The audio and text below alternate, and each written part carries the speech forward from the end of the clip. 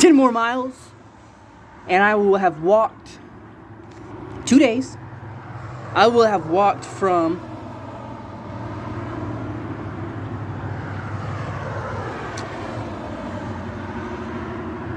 Meridian, Mississippi. I hate how my brain is so slow like that. Maybe it's the heat. I don't know. I doubt it.